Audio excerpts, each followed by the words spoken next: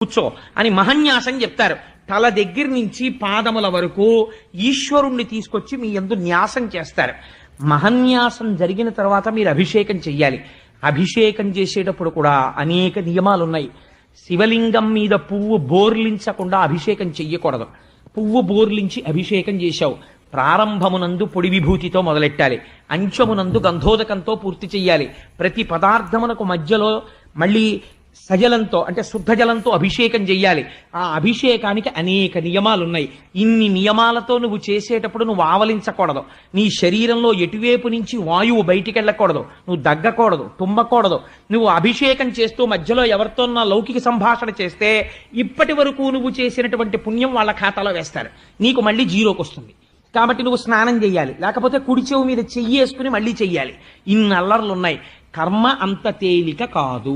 కాబట్టి నీకేమవుతోంది, నువ్వు చేసి